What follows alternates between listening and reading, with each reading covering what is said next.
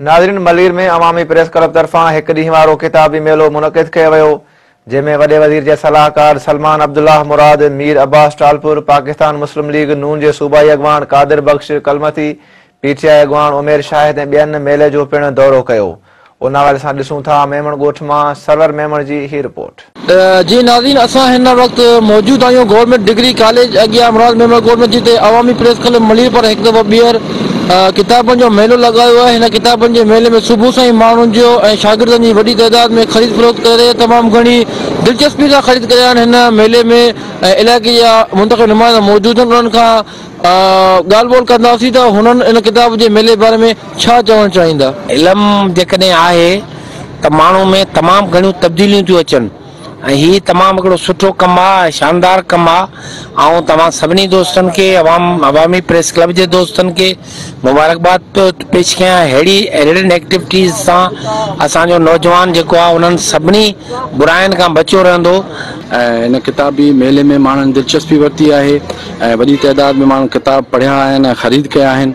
असांजो मक़सदु हीअ आहे त माण्हुनि में हिकिड़ो इल्मी अदबी जो किताबनि जे शौक़ जे हवाले सां सरगर्मियूं करूं, माण्हुनि में सियासी ऐं बुनियादी इंसानी हक़नि जे हासिलात लाइ उन्हनि में शौर पैदा करूं, खेनि मुनज़्ज़म मुतहद करूं त जीअं पंहिंजा बुनियादी हक़ वठी सघनि। माण्हुनि जे अंदरि हिकिड़ो शऊर बेदार करूं ऐं जीअं त हे माण्हू किताब पढ़नि। हिन दौर जे अंदरि किताब नायाब थी विया आहिनि ऐं माण्हुनि किताबनि खे पढ़णु छॾे ॾिनो आहे।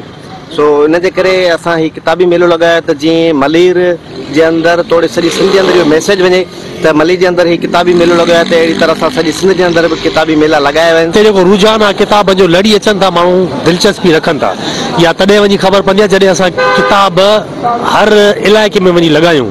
ख़बर तॾहिं पवंदी आहे, ख़बर ईअं न पवंदी आहे त कंहिं असांखे चयो त यार न किताबनि जो दौरु न आहे, PDF जो दौरु आहे, पर किताबनि जो दौरु आहे। किताब माण्हू ख़रीद कनि था, तमामु सुठी मोट मिले थी। बुक स्टॉल लॻाई वई आहे, हिनखे ॾिसी ॾाढी असांखे ख़ुशी थी आहे। ऐं मुंहिंजे ख़्याल में मूंखे काफ़ी अर्सो हिते मेमण ॻोठ में थियो आहे, पर फर्स्ट टाइम मूं हिते कॉलेज जे साम्हूं ॾिठो आहे। काफ़ी सारा माण्हू हिते आहिनि, बुक ख़रीद बि कनि पिया ऐं ॾाढो सुठो असरु पवंदो माण्हुनि में। पढ़ण जी रुझान में काफ़ी फ़ाइदो पवंदो ऐं माण्हू पढ़ंदा। अहिड़ा स्टॉल जेके आहिनि लॻणु घुरिजनि। इन सां किताबनि जी अहमियत जी बि ख़बर पए थी त केतिरो किताब हले थो। सोशल मीडिया जे अचण सां किताबनि ते असरु थियो आहे, पर अॼु बि उन्हनि जी अहमियत आहे। ऐं ख़ासि तौर ते सिंध जी हर ज़िले में, हर शहर में, हर ॻोठ में अहिड़ा मेला लॻनि। किताब जी अहमियत जेका आहे सा उहा अॼु बि क़ाइमु आहे, शायदि क़ाइमु रहंदी। इन जे करे किताब पढ़ण खां पोइ जेको रूहानी ऐं ज़हनी सुकून मिले थो, उहो स्क्रीन वारी जेका शइ आहे उन में शायदि मुंहिंजे हिसाब सां त ईअं कोन्हे।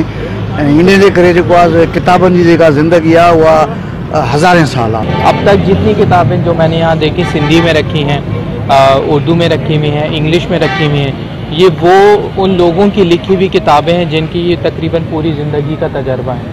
तो अगर आप एक किताब उठा के पढ़ते हैं तो इसका मतलब ये कि आपने एक शख्स की ज़िंदगी का काफ़ी जो है वो निचोड़ हासिल कर लिया है।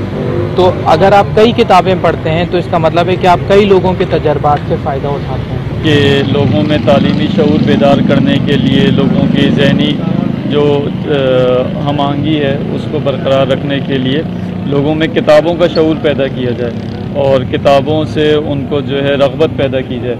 जितना ज़्यादा लोग मुताले की तरफ आएंगे उतना ज़्यादा जो है लोगों का जहन वसअत होगी और उतना ज़्यादा लोग अपने हुकूक़ को पहचानेंगे और नौजवानों में ख़ास तौर पे मुस्बत सरगर्मियों का शऊर बेदार होगा। मां सम्झां थो असांजो जेको नौजवान जेको फ़ारिग़ वेठो आहे उनखे हिकिड़ो मौक़ो मिलंदो त उहो घर वेठे उनखे किताब हासिल थींदा, उनखे पढ़ी लिखी ऐं उन मां इल्मु हासिल कंदो। ज़ाहिर आहे हीअ जेके किताब लिखिजनि था इन ते हिकिड़ो वॾो मुशाहिदो थिए थो ऐं उनखां पोइ मुशाहिदे खां पोइ ॼाण उहा असांजे हथनि ताईं पहुचे थी। असांखे ॾाढी ख़ुशी थी आहे तव्हां ही मेलो किताबी मेलो लॻायो आहे ऐं असां किताब पढ़ूं बि था।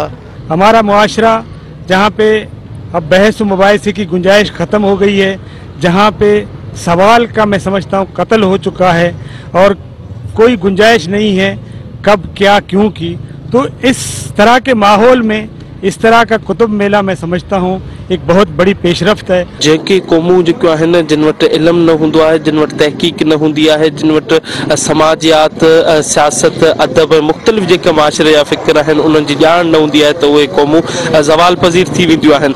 पर मलीर जे माण्हुनि खे उन्हनि खे शऊर ॾियण लाइ पाण बि जेको आहे उन सॼिनि शयुनि खां मुस्तफ़ीद थियण लाइ कोशिशूं वठंदो आहे।